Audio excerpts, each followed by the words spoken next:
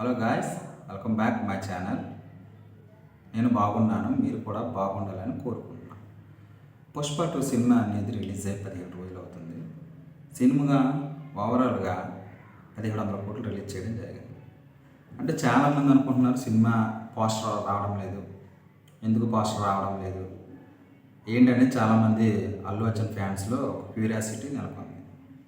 అంటే అల్లు అర్జున్ అరెస్ట్ అయిన తర్వాత ద మూవీ పోస్టర్ రాకపోవడం, మైత్రి మూవీస్ కూడా దాన్ని ప్రకటించలేదు ఇప్పుడు దాకా.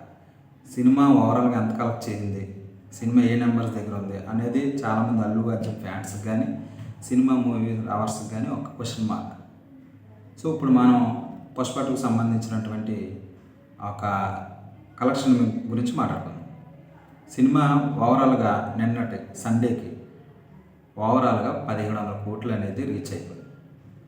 బాహుబలి 2 1810 కోట్లు, దంగల్ 2024 కోట్ల దగ్గర ఉన్నాయి. అంటే బాహుబలి 2 రికార్డ్ అనేది దగ్గరగా వచ్చింది. ఇంకొక 10 రోజులు అయితే బాహుబలి 2 రికార్డు పగిలిపోతాయి. సో ఇక మనకున్నది ఒక టార్గెట్, దంగల్ రీచ్ అవుతుందా లేదంటే దంగల్ దగ్గరికి వెళ్ళి ఆగుతుందా. ఒకసారి దానికి సంబంధించి కూడా మనం మాట్లాడదాం. తెలుగులో ఈ వీకెండ్కి కొన్ని సినిమాలు రిలీజ్ అయ్యాయి. ఆ సినిమాల ప్రభావం మాత్రం పుష్ప మీద లేదని చెప్పుకోవచ్చు. ఇంకా కన్నడంలో అయితే కలెక్షన్ బాగానే వస్తానికి వస్తున్నాం. ఈ సినిమాలు వచ్చే వరకు కూడా పుష్ప 2కి కలెక్షన్ అనేది కొంచెం డ్రాప్ అవడం అనేది జరగదు.